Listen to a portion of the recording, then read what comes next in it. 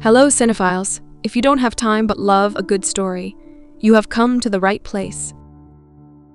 An alien civilization from distant space takes over Earth. People worldwide are sent to work in mines on distant planets. Those remaining on Earth are tracked with implanted chips and watched by giant alien robots at city borders. In Chicago, 2019, martial law is imposed due to global alien attacks. The Drummond family, a father, mother, and their 2 sons, tries to flee the city, but all exits are blocked. When a police officer halts their car, the father speeds through the barricade. In a tunnel, they encounter aliens blocking the exit. Startled, the father hesitates despite his wife's pleas to turn back. Suddenly, a mysterious energy hits both parents. The children spot an indescribable creature before their car. 9 years later, the world, having surrendered effortlessly to the invaders, is entirely under their dominion. Key infrastructures like power plants are up and running again, overseen by the aliens dubbed Legislators, who now dictate all laws and regulations. Since Earth's submission, humans have been coerced into constructing underground living spaces, known as closed zones, exclusively for high-ranking officials. The alien invasion's true motive, exploiting Earth's resources. Lawlessness prevails, with authorities deporting undesirables off-planet. Communication is stifled, with alien systems blocking all lines, leaving people isolated from the outside world. Amidst this bleak landscape, a resistance arises, plotting an assault on Chicago's closed zone.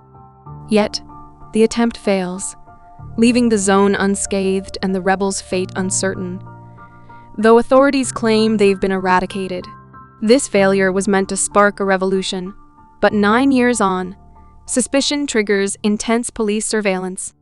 Detective William Mulligan scrutinizes footage from Gabriel's apartment, whose late brother Rafe was hailed a resistance hero. The guy follows his usual morning routine, then wakes up his girlfriend, showing her a photo taken across the lake, now off limits. But she refuses to accept their changed reality, urging him not to imagine the impossible. Gabe heads out, where his friend, who's fixed up a boat, awaits to sail out of the city tonight. But Gabe's wary of constant surveillance. Meanwhile, Mulligan scans newspapers, spotting an ad for the Phoenix fire suppression system. He visits his friend Jane, now running a brothel adorned with the Phoenix emblem. Spotting the police chief, Mulligan receives a gift mentioning the Donnans. Back at the station, he shares his discovery, but his partner doubts anyone survived the last crackdown. In the subway, 2 resistance members rendezvous, recognizing the newspaper ad as a call to arms from their leader first. They learn of a zone entrance at the stadium, coinciding with an upcoming Unity Festival for high-ranking aliens. Infiltration is their next move. The next day, Gabe heads to work, passing through the recognition system. Every person now has an identifier chip. He toils in a data restoration center, sifting through countless private videos and browser history requests. He sends all the gathered data to the central hub and destroys the carriers. Later, a colleague slips him a cigarette containing an unknown substance. Exiting work with a crowd, he witnesses guards seizing a woman while an alien transport ship ferries more people off as slaves for the alien overlords. Giant alien robots line the city perimeter, barring escape. Approaching the boat, he's alarmed by his friend brandishing a weapon. Getting caught means certain destruction. Their tussle halts when Mulligan appears, ordering Gabe into his car. Mulligan, once partners with Gabe's father, urges him not to repeat his brother's mistakes and to make the right choice. Gabriel, unaware of Phoenix, refuses to snitch, stalling the conversation. Gabriel meets with the person he's supposed to sell the acquired cigarette to, but instead, he's forced into a van. The buyer straps special collars on them, jamming their tracking signals, and drives Gabriel to the heart of a ruined district. In one of the surviving buildings, Gabriel reunites with his brother Rafe, the sole survivor of his group. Craftsman removed Rafe's chip, and he's now part of a new faction. Rafe takes the cigarette, gives Gabriel a wad of cash, and urges him to leave, as Phoenix plans to strike back against the invaders. The brothers debate the necessity of rebellion, but Rafe believes in fighting as long as there's a chance. Gabriel rushes home, packing hastily and convincing his girlfriend to come with him. She argues for caution upon seeing the money and learning Rafe is alive, fearing they'll be branded accomplices. Unaware of police eavesdropping, they bicker. Gabe sets out alone, but soon encounters Mulligan, who's been tailing him. Evading Mulligan, Gabriel darts into underground passages, donning the remaining collar to evade alien drones. Mulligan returns to the station, where he has a room dedicated to Phoenix, noting Rafe's potential survival. Meanwhile, Rafe's carrier pigeon reaches its destination, passing intel to a secret IP center. There, workers input the received numbers, revealing Phoenix's target, an official gaining access to the closed zone that day.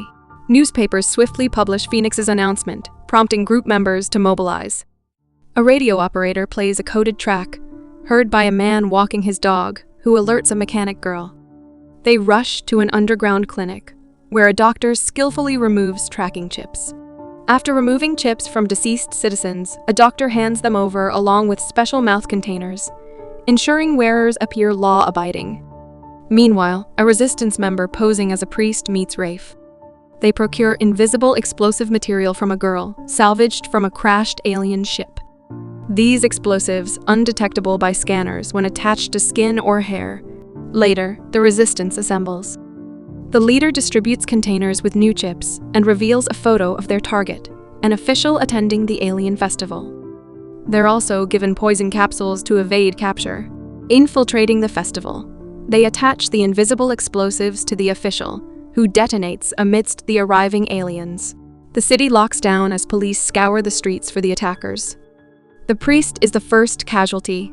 Rafe is ensnared by an alien but manages to flee, seeking refuge in a van. His comrades witness his plight and rush to his aid, destroying the alien. The surviving rebels attempt to flee the city, but the aliens deploy hunter warriors. Incensed, the Legislators prepare to obliterate the district where the resistance operates. Mulligan implores the police chief, en route to report to the aliens, to delay the destruction, to apprehend the suspects. But he's rebuffed, his pursuit deemed irrelevant. Raids commence, during which Gabe is captured. Meanwhile, Rafe and two comrades reach the station and board buses just before the chips from law-abiding citizens are scrutinized. However, their escape is thwarted when the buses are intercepted by the hunters. Anticipating capture, one of the group opts for the poison capsule. The mechanic girl launches an attack on a hunter, but is instantly vaporized. Rafe attempts to flee, but is captured and delivered to the police, where his brother is simultaneously undergoing interrogation. Mulligan demonstrates to Gabe how Rafe is tortured to extract information about Phoenix. Gabe agrees to relay a message to the resistance leader. Gabe is introduced to Jane Doe, the top leader of the city's resistance. When Jane addresses him by name, Gabe is bewildered. Suddenly, a police squad storms the brothel, resulting in Jane's death. An investigation reveals that Jane had planted listening devices to gather secret intel during her interactions with police officers. During a briefing with the aliens, Mulligan reveals the members of Phoenix, who, upon learning of Jane's demise, opt for self-sacrifice. Jane, a former history teacher turned informant, had amassed crucial intel. Mulligan presents recordings from the brothel, implicating the police chief in leaking sensitive information about the aliens. Captured resistance members are shipped off to alien mines, while Mulligan, declaring Chicago safe, assumes the role of acting commissioner. In a later encounter with Gabe, Mulligan leaves him pondering a new perspective. What if the uprising's failure was intentional?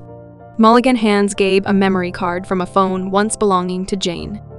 The next day, Gabe watches a video from a party before his birth, featuring messages from family friends, including Mulligan and Jane Doe, who knew his mother, along with other Phoenix members.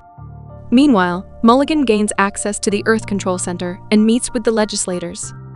En route to the spaceship, the same invisible substance used in the stadium attack appears on him. It's revealed that Mulligan is part of the resistance, and the plan was for him to infiltrate the alien base and trigger an explosion.